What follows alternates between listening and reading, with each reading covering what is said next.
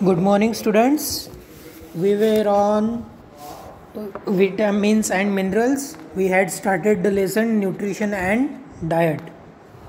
तो उसमें हमने अब तक मिनरल्स एंड विटामिन्स तक हमने पढ़ लिया था. मिनरल्स की वजह से जैसे आयरन है, कैल्शियम है, आयोडीन है, सोडियम है, इनके डिफिशियंसी के वजह से हमको कौन से डिसीजेस हो सकते हैं ये भी पढ़ लिया था. विटामिन के बारे में भी हमने पढ़ लिया था.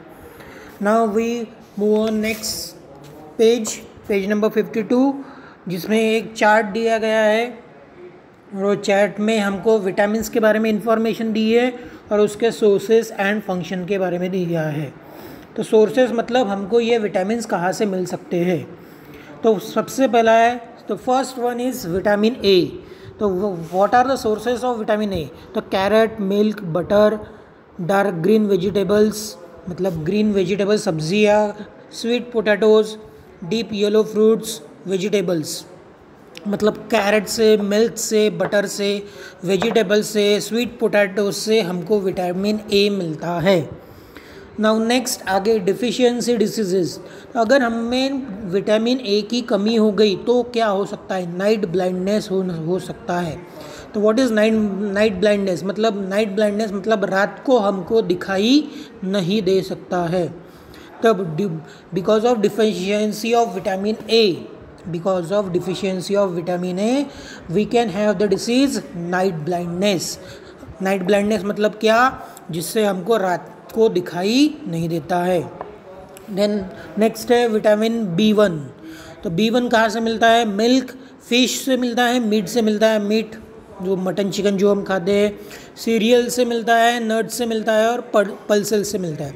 तो सीरियल्स मतलब क्या. तो सीरियल्स मतलब जैसे गेहूँ, चावल, कॉर्न, इसको हम कहेंगे serials.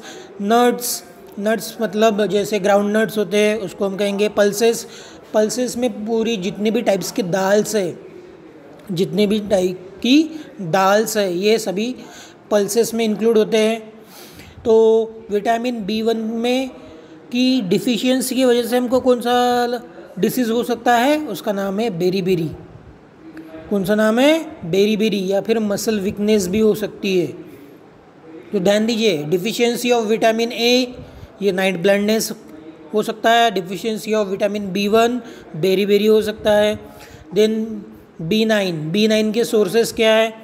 Deep green vegetables. Again green vegetables है, पपायाज है, कीवीज़ है. तो पपाया और कीवीज़ और ग्रीन वेजिटेबल्स, इससे हमको विटामिन B9 मिलता है. अगर विटामिन B9 की कमी है हमारे अंदर तो हमको कौन से डिजीज़ हो सकते हैं. इम्प्रॉपर ग्रोथ हो सकता है, एनीमिया हो सकता है, फॉरगेटफुलनेस, स्लो मूवमेंट्स. तो इम्प्रॉपर ग्रोथ मतलब हमारी बॉडी की ग्रोथ बराबर नहीं होगी, धीरे होंगी. जितनी हमारी हाइट या फिर हेल्थ होनी चाहिए उतनी नहीं होगी. एनीमिया हो सकता है. फॉरगेटफुलनेस मतलब जो भी चीज़ें हमको करनी है, काम करना है वो, या फिर पढ़ाई करनी है वो हम भूल जाएंगे, ऐसा भी हो सकता है. स्लो मूवमेंट्स, हमारी बॉडी की मूवमेंट्स स्लो हो सकती है. देन B12 विटामिन B12 किससे मिलता है. मीट से मिलता है, मिल्क प्रोडक्ट से मिलता है. Vitamin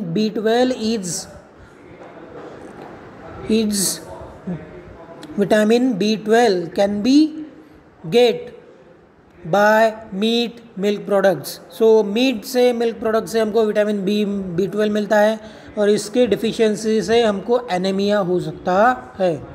then this is important. Vitamin C, we get vitamin C by amla, kiwi, oranges and citrus fruit, cabbage, tomatoes, green leafy vegetables. तो विटामिन C हमको किससे मिल सकता है. आंवला से मिल सकता है. कीवी, ये आपको पता है कीवी एक न्यू फ्रूट आया है. ऑरेंजेस से मिलता है. सिट्रस फ्रूट मतलब ऑरेंजेस है, लेमन्स है, इसको हम कहेंगे सिट्रस फ्रूट्स जिसमें सिट्रिक एसिड होता है. कैबेज से मिल सकता है, टोमेटो से मिल सकता है और ग्रीन लीफी वेजिटेबल से मिल सकता है. अगर विटामिन C की कमी होगी हमारे बॉडी के अंदर तो डिफिशियंसी होगी तो क्या हो सकता है. स्कर्वी, ये हमको डिसीज़ हो सकता है. तो स्कर्वी का मीनिंग क्या है. तो स्कर्वी का मीनिंग है ब्लीडिंग ऑफ गम या फिर थायराइड मालफंक्शन और delay of healing of wounds. तो स्कर्वी के लिए देखिए यहाँ पे हमको स्कर्वी के ये फिगर दी है. हमारे जो बोन्स है वो बराबर स्ट्रॉन्ग नहीं रहेंगे, हमारे बोन्स बराबर स्ट्रॉन्ग नहीं रहेंगे। देन थायराइड का प्रॉब्लम हो सकता है। Delay in healing of wounds, मतलब जो भी हमको अगर कोई चीज़ हमको लग गया, कोई कभी कभी कोई खेलते खेलते अगर हम गिर गए और लग गया हमको, तो वो जो वुंड होता है, जख्म होती है, वो इजीली क्लियर नहीं होती, उसको क्लियर होने के लिए टाइम लगेगा। विटामिन डी कहाँ से मिलता है? तो जनरली हमको विटामिन डी ये सनलाइट से मिलता है। विटामिन डी हमको कहाँ से मिलता है? सनलाइट से मिलता है। ये देखिए वही लिखा है, on the exposure to sunlight vitamin D is made in the human body from some substances in milk, fish, eggs and butter.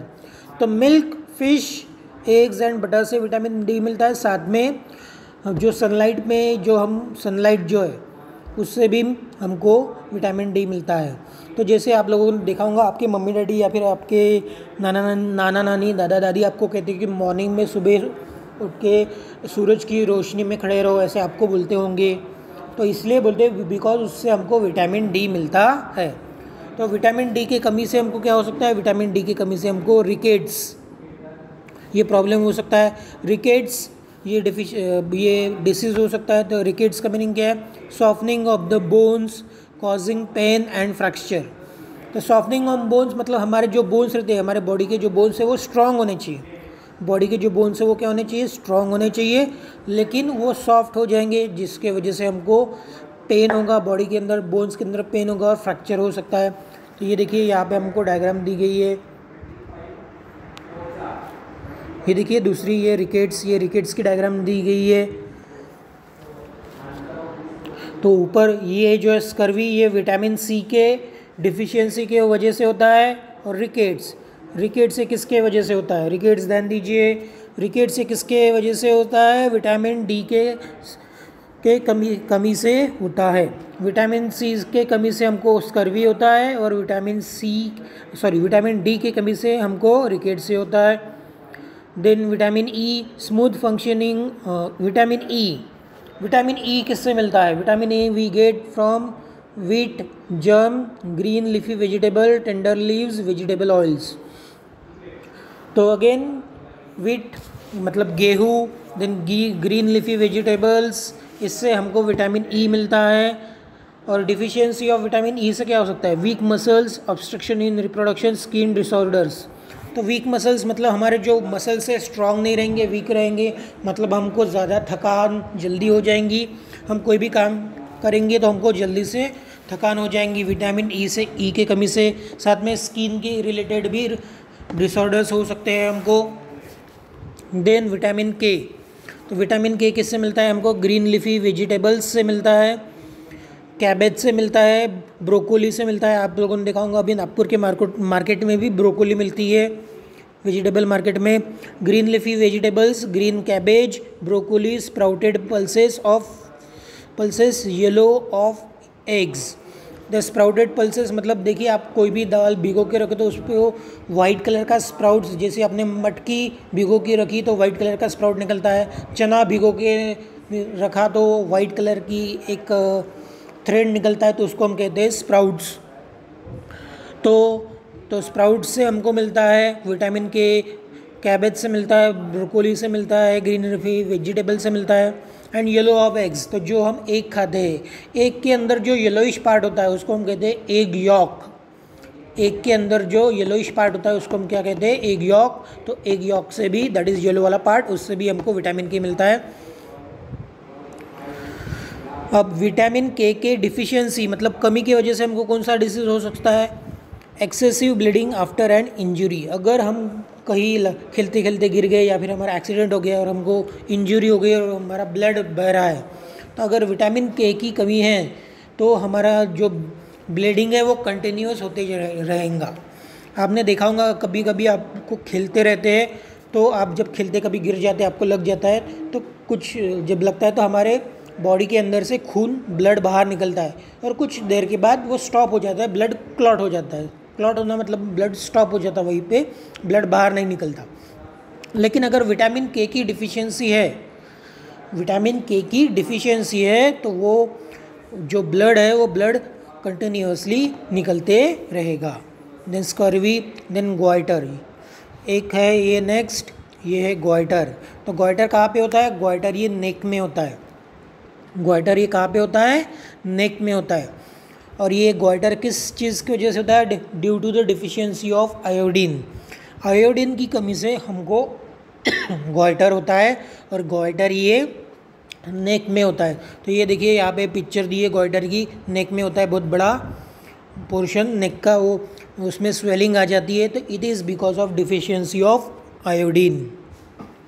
Then आगे बढ़ते हैं बैलेंस डाइट। तो बैलेंस डाइट देखिए क्या है? All that we consume during the day together is called our diet. तो पूरे दिन में मॉर्निंग से लेके इवनिंग तक, मतलब रात के 8-9 बजे तक जो भी हम खाते हैं उसको, उस सबको हमको, उन सब भी चीज़ों को हम कहेंगे हमारा डाइट। उन जो भी चीज़ मॉर्निंग से लेके इवनिंग तक हम जितना भी पूरा खाते हैं उसको हम कहेंगे हमारा diet. The diet containing adequate quantities of all nutrients is called balance diet. लेकिन बैलेंस डाइट किसको कहेंगे? A diet containing adequate quantities of all nutrients is called balance diet. ये इंपॉर्टेंट डेफिनेशन है स्टूडेंट्स, ये आपको कॉपी में लिख के रखनी है डेफिनेशन बैलेंस डाइट की। A diet containing adequate quantities of all nutrients. तो ऐसा डाइट जिसके अंदर adequate quantities of all nutrient, जितने भी न्यूट्रिएंट्स है उसकी एडेक्वेट मतलब जितनी हमको चाहिए उतने प्रोपोर्शन में, उतने क्वांटिटीज़ में बराबर न्यूट्रिएंट्स प्रेजेंट है, उसको हम कहते हैं बैलेंस डाइट। ध्यान दीजिए क्या बोल रहा हूँ, जो भी चीज़ें हम दिन भर में खाते हैं उससे, अगर जो भी चीज़ें हम दिन भर में खाते हैं उससे हमको प्रॉपर न्यूट्रिएंट्स मिलते हैं, उससे हम अगर हमको क्या मिलते हैं? प्रॉपर न्यूट्रिएंट्स, तो उसको हम कहते हैं बैलेंस डाइट। उसको क्या कहते हैं? Balance diet. To build a strong and healthy body you need all nutrients in the right proportion and in the sufficient quantity in your daily diet. To build a strong and healthy body, तो अगर आपको strong बनना है, आपको strong man बनना है, strong person बनना है, healthy body मतलब क्या? ऐसा पर्सन जिसको कभी भी कोई डिसीज़ नहीं होता है, जल्दी कोई बीमार नहीं गिरता है, उसको हम कहते हैं हेल्दी पर्सन, हेल्दी बॉडी। तो ये स्ट्रॉन्ग और हेल्दी बॉडी बनाने के लिए हमको पूरे न्यूट्रिएंट्स चाहिए, लेकिन पूरे न्यूट्रिएंट्स जो भी है वो राइट प्रोपोर्शन में चाहिए। राइट प्रोपोर्शन मतलब ना ज़्यादा चाहिए ना ज़्यादा कम चाहिए, वो बराबर जितना प्रोपोर्शन चाहिए उतना ही होना चाहिए। एंड इन सफिशिएंट क्वांटिटीज़, मतलब proportion, right proportion and sufficient quantities का मतलब भी ये हो गया कि जितना हमको चाहिए उतना ही हमने लेना चाहिए, ना ज़्यादा लेना चाहिए ना कम लेना चाहिए। Significance of balance diet. Balance diet का सिग्निफिकेंस क्या है? तो उससे हमको क्या हेल्प होती है? देखिए, an increase capacity to work. अगर हमारा डाइट बैलेंस्ड है, हमारा डाइट कैसा है? बैलेंस्ड है, तो हम हेल्दी रहेंगे, स्ट्रांग रहेंगे। हेल्दी और स्ट्रांग रहेंगे तो हमारी वर्क करने की कैपेसिटी बढ़ जाएंगी। गुड फिजिकल और मेंटल हेल्थ, अगेन डाइट हमारा बैलेंस है तो हम हेल्दी और स्ट्रांग रहेंगे, तो हम जो भी काम कर रहे हैं वो पॉजिटिव एटीट्यूड से करेंगे। पॉजिटिव एटीट्यूड से करेंगे मतलब हमारी जो फिज़िकल और मेंटल हेल्थ जो रहेगी वो अच्छी रहेगी, गुड रहेगी। Increase capacity to fight resist diseases, तो अगेन हमारा जो डाइट है बैलेंस्ड है तो हम स्ट्रांग रहेंगे और हेल्दी रहेंगे। तो जैसे ही मैंने बोला हेल्दी रहेंगे तो मतलब हम जल्दी से कोई बीमार नहीं पड़ेंगे। तो जल्दी से बीमार नहीं पड़ेंगे मतलब क्या? तो we can increase our capacity to fight diseases. तो डिसीजेस से फाइट करने से हमारी कैपेसिटी इंक्रीज हो जाएंगी।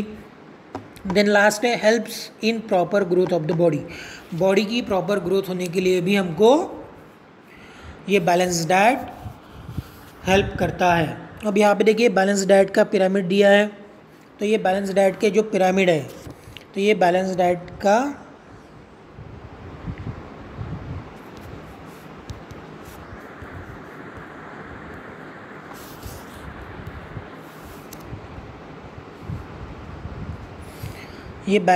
का हमको दिया गया है पिरामिड। क्या दिया गया है? पिरामिड दिया गया है। तो देखिए इसके पिरामिड में देखिए सबसे नीचे क्या है? सबसे नीचे सीरियल्स एंड पल्सेस। सीरियल्स मतलब गेहूँ, चावल, कॉर्न, और पल्सेस मतलब दाल्स, जितने भी टाइप्स के दाल्स है ये हमको सबसे ज़्यादा खानी है। देन फ्रूट्स और वेजिटेबल्स खाना है, फ्रूट्स खाने हैं और सब्जियां खानी है। फिर उसके ऊपर milk products, meat, fish, eggs खाने हैं, और उसके ऊपर है फैटी सब्सटेंसेस। फैट किससे मिलता है हमको? ऑयल, घी और बटर। तो ध्यान दीजिए, ये जो पिरामिड बना है, वेल बैलेंस पिरामिड बनाया गया है। मतलब इसका मतलब क्या है? हमको सीरियल्स और पल्सेस, मतलब गेहूँ, चावल, कॉर्न, मेज और दाल, ये सबसे ज़्यादा खानी है, और फ्रूट्स और वेजिटेबल्स ज़्यादा खाने हैं, और सबसे कम क्या खाना है? तो मिल्क प्रोडक्ट्स, मिल्क से जो बने हुए प्रोडक्ट्स है वो हमको कम खाने हैं। जो नॉनवेज है वो हमको खाना है लेकिन कम प्रोपोर्शन में खाना है। फ़िश, एग्स भी कम प्रोपोर्शन में खाना है। और फैटी सब्सटेंसेस जो है, जैसे जो ऑयल से बनी हुई जो चीज़ें, ऑयल, घी, बटर से बनी हुई जो चीज़ें, वो सबसे कम खाना है। तो ये हमारा बैलेंस डाइट का पिरामिड है। तो how to get balance diet? तो बैलेंस डाइट हमको कैसा मिलेगा? To ensure that we get a balance diet from the food we eat, we can make a food pyramid. तो हमको अगर बैलेंस डाइट चाहिए तो हम एक फूड पिरामिड बना सकते हैं। तो उसमें हमको सबसे ज़्यादा सीरियल्स और पल्सेस ज़्यादा चाहिए, फ्रूट्स और वेजिटेबल्स ज़्यादा चाहिए, मिल्क प्रोडक्ट्स कम चाहिए, मीट कम चाहिए, और फैटी सब्सटेंसेस मतलब ऑयल से बनी हुई चीज़ें कम चाहिए। To ensure that we get a balanced diet from the food we eat, we can make a food pyramid. All food we eat is classified into various groups. तो जो भी food हम खाते हैं वो अलग अलग ग्रुप्स में क्लासीफाइड किया जाना चाहिए। The space allotted to food in the pyramid depends on the proportion in which it should be included in our diet. तो ये जो पिरामिड है वो पिरामिड के हिसाब से हमको उसका प्रोपोर्शन लेना चाहिए। जो भी हम डाइट खा रहे हैं, जो भी हम फूड खा रहे हैं, उसका प्रोपोर्शन हमने फूड पिरामिड के हिसाब से लेना चाहिए। जैसे मैंने आपको बताया कि सबसे ज़्यादा हमने सीरियल्स और पल्सेस खानी चाहिए, फ्रूट्स और वेजिटेबल्स खाना चाहिए, और नॉनवेज और ऑयल से बनी हुई जो भी चीज़ें वो हमने सबसे कम खाना चाहिए। तो अगर हमने सीरियल्स और पल्सेस और फ्रूट्स और वेजिटेबल्स सबसे ज़्यादा खाया तो हमारा डाइट कैसा? बैलेंस रहेगा। If we choose some items from each group in the right proportion according to pyramid shown on the page number 53, we can make sure that we are getting a balance diet. तो ये जो pyramid दिया है हमको, balance diet का pyramid, इससे हमने अगर बराबर राइट प्रोपोर्शन में हमने न्यूट्रिशन लिया तो हमको बराबर बैलेंस डाइट मिलता है। अब है फाइबर के बारे में। If we select a daily diet which includes vegetables, fruits, sprouts, cereals according to the pyramid, we will also get fibre in sufficient quantity. तो जैसा ये बैलेंस डाइट का पिरामिड दिया गया है, उसमें अगर हम इंक्लूड करते हैं डेली डाइट में, वेजिटेबल्स इंक्लूड करते हैं, मतलब सब्जियां इंक्लूड करते हैं, फ्रूट्स इंक्लूड करते हैं, स्प्राउट्स इंक्लूड करते हैं, सीरियल्स जैसे गेहूँ, चावल, मेज़, कॉर्न बताया आपको, ये अकॉर्डिंग टू पिरामिड हम इंक्लूड करते हैं तो हमको फाइबर भी सफिशिएंट क्वांटिटी में मिल जाएगा। देन वाटर कहाँ से मिलेगा? Along with all the other nutrients the body also needs adequate supply of water. तो जैसे हमको विटामिन्स चाहिए, मिनरल्स चाहिए, फाइबर्स चाहिए, फैट्स चाहिए, कार्बोहाइड्रेट्स चाहिए, उसी तरह से हमको वाटर भी चाहिए। तो वाटर हमको कहाँ से मिल सकता है? बॉडी से। For this purpose, we must drink milk, buttermilk, lemon juice, शरबत्स, fruit juices, plenty of water। तो वाटर हमको कहाँ से मिलेगा? सबसे पहले तो अगर हम वाटर ड्रिंक करेंगे तो हमारे बॉडी को वाटर मिलेगा। और कहाँ से मिल सकता है वाटर? तो मिल्क से वाटर मिल सकता है, बटर मिल्क से मिल सकता है, लेमन जूस से, लेमन का जो जूस बनाते हैं उससे मिल सकता है, शरबत जो अलग अलग टाइप की शरबत बनाते हैं उससे मिल सकता है, फ्रूट के जूसेस जो है अलग अलग टाइप के फ्रूट के जूस, एप्पल जूस होता है, पाइनएप्पल जूस होता है, ठीक है, उससे अलग अलग हमको वाटर मिल सकता है। एंड प्लेंटी ऑफ वाटर हमने ड्रिंक करना चाहिए। अब ये malnutrition, what is malnutrition? Malnutrition occurs when all the nutrients that the body needs are not obtained in the proper proportion from the diet। तो malnutrition ये कब होता है? The malnutrition occurs when the nutrients that the body needs are not obtained in the proper proportion from the diet। तो हमारे body को जो nutrients चाहिए, हमारे बॉडी को जो न्यूट्रिएंट्स चाहिए वो बराबर राइट प्रोपोर्शन में अगर हमको नहीं मिले हमारे डाइट से, हमारे बॉडी को जो न्यूट्रिएंट्स चाहिए, हमारे बॉडी को जो न्यूट्रिएंट्स चाहिए वो राइट प्रोपोर्शन में नहीं मिले, किससे नहीं मिले? From the diet. डाइट मतलब क्या? जो फूड हम खाते हैं, जो फूड हम खाते हैं उससे हमको राइट प्रोपोर्शन में हमको न्यूट्रिशन नहीं मिला, तो उस चीज़ को हम कहते हैं माल न्यूट्रिशन। तो उससे होने वाली जो डिसीजेस है उसको हम क्या कहेंगे? उस कंडीशन को हम कहेंगे malnutritions. This happens when a person does not get sufficient food और when the diet is not balance. तो ये माल न्यूट्रिशन कब होता है? जब उसको पर्सन को, जो भी कोई पर्सन है उसको सफिशिएंट फूड, जितना फूड उसको चाहिए एक दिन के खाने के लिए उसको उतना नहीं मिलता है, या फिर उसका डाइट बराबर बैलेंस नहीं होता है। तो माल न्यूट्रिशन होने के लिए दो चीज़ें, एक तो कम फूड की कमी, एक तो उसको बराबर फूड नहीं मिला है, या फिर उसका जो डाइट है वो बराबर प्रॉपरली बैलेंस नहीं है। If one's diet exceeds the one's need it is called over nutrition. अगर कोई पर्सन है जो फूड खा रहा है उसको जितना न्यूट्रिएंट्स चाहिए उससे ज़्यादा वो फूड खा रहा है, अगर कोई पर्सन है उसको जितना न्यूट्रिएंट्स चाहिए उससे ज़्यादा फूड वो खा रहा है, तो उससे वो क्या हो जाता है? ओवरवेट हो जाता है। क्या हो जाता है? ओवरवेट हो जाता है। तो ओवरवेट हो जाता है तो उसको हम कहते हैं ओवर न्यूट्रिशन। तो ध्यान दीजिए स्टूडेंट्स, यहाँ पे दो फिगर दिए बच्चों की, ध्यान दीजिए। तो माल न्यूट्रिशन कब रहेगा? अगर किसी की बॉडी वीक है, किसी की बॉडी क्या है? वीक है, वो पर्सन वीक नज़र आ रहा है, उसके हाथ पैर वीक नज़र आ रहे हैं, तो बिकॉज उसको बराबर सफिशिएंट न्यूट्रिशन नहीं मिला है, जितना बॉडी को न्यूट्रिशन चाहिए उसको नहीं मिला है, तो उसको हम कहेंगे माल न्यूट्रिशन। उसको क्या कहेंगे? माल न्यूट्रिशन। तो कोई पर्सन अगर वीक है तो उसको हम कहेंगे माल न्यूट्रिशन। और कोई पर्सन है जिसने ज़्यादा फूड खा लिया, ज़्यादा न्यूट्रिएंट्स ले लिए, वो मोटा हो गया, ओवरवेट हो गया, तो उसको हम कहेंगे ओवर न्यूट्रिशन। उसको क्या कहेंगे? Over nutrition. अब आगे जंक फूड के बारे में है। Chocolates, noodles, burgers, pizzas, chips, bottles, soft drinks, attractively package snacks also as ready fried foodstuffs available in the market such as vadas, pakoras, etc. are very tasty as we like them very much.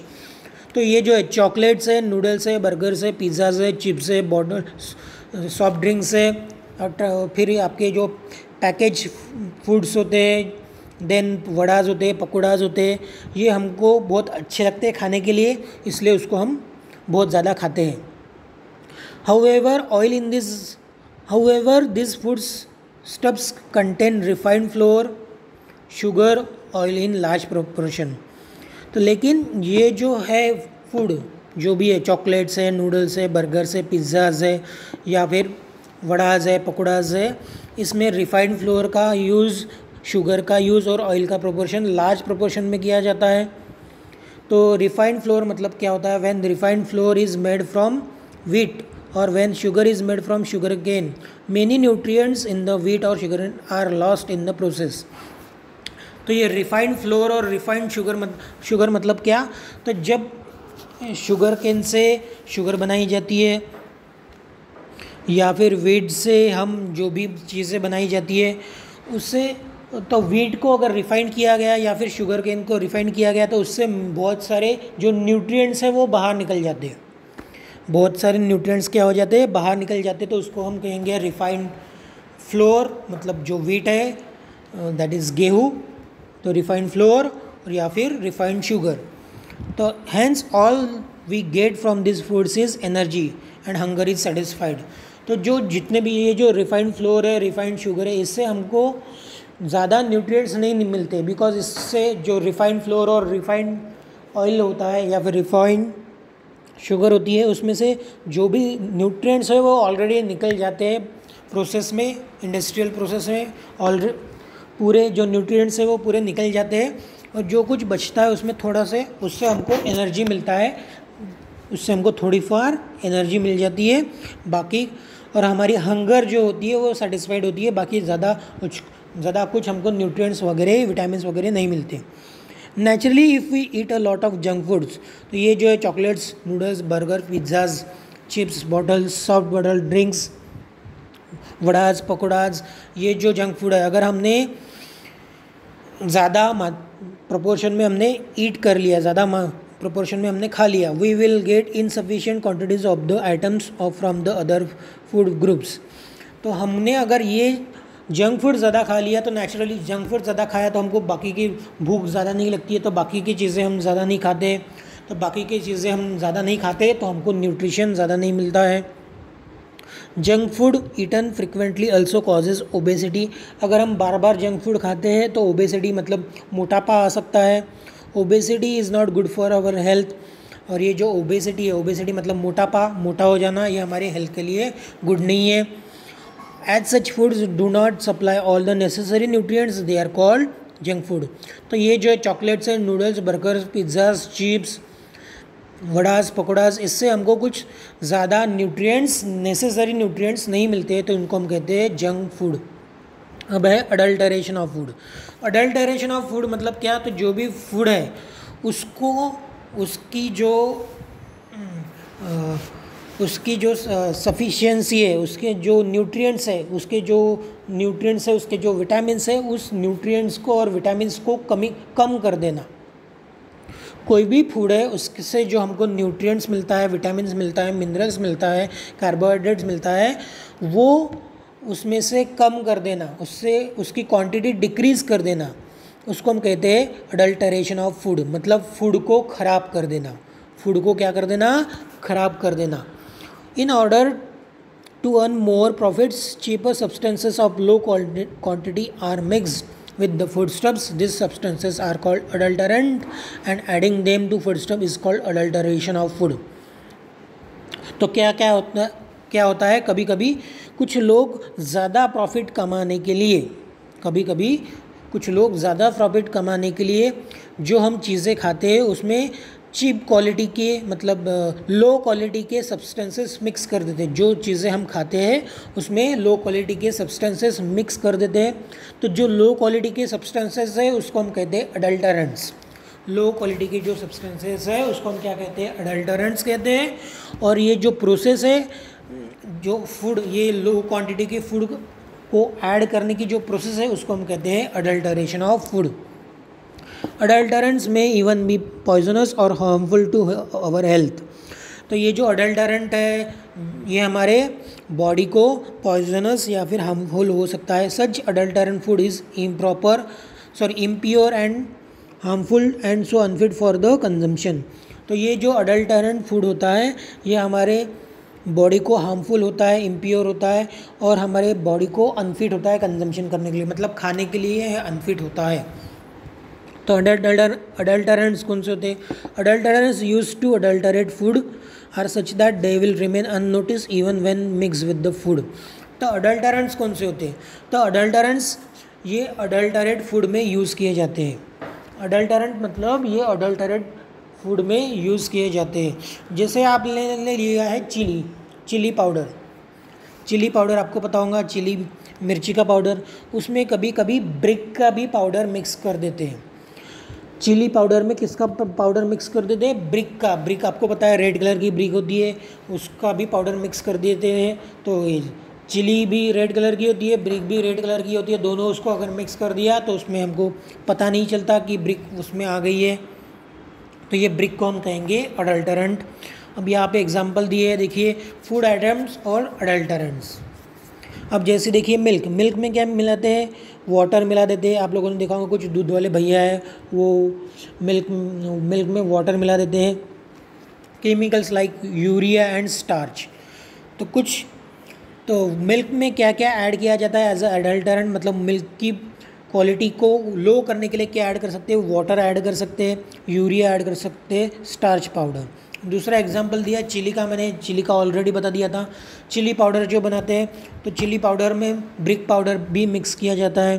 Paper corns, तो जो हम paper corns मतलब जैसे paper मतलब जो मिर्च होती है, कौन सी मिर्च होती है? वो काली मिर्च में कभी कभी पपाया के जो सीड्स होते हैं वो भी मिक्स कर देते हैं। पपाया के सीड्स भी काले होते हैं, पपाया के सीड्स क्या होते हैं? काले होते हैं। और पेपर कॉर्न्स भी काली मिर्च, काले सीड्स होती है, तो पपाया के सीड्स में उसमें ऐड कर देते हैं, तो इसके वजह से वो फूड अडल्टरेंट हो जाता है, उसकी क्वालिटी लो हो जाती है। आइसक्रीम में क्या ऐड करते हैं, वॉशिंग सोडा ऐड कर देते हैं, पेपर पल्प ऐड कर देते हैं।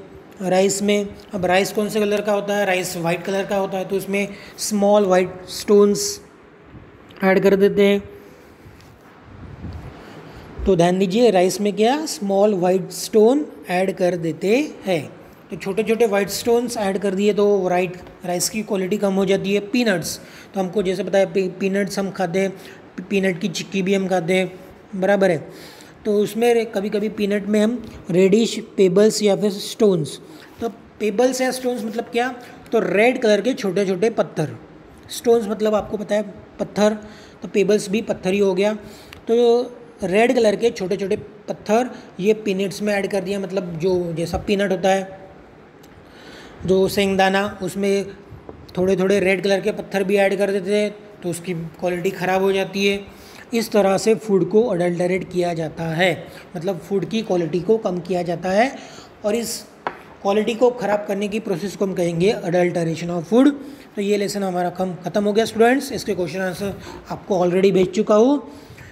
From next period we start our next lesson, that is our skeletal system and the skin.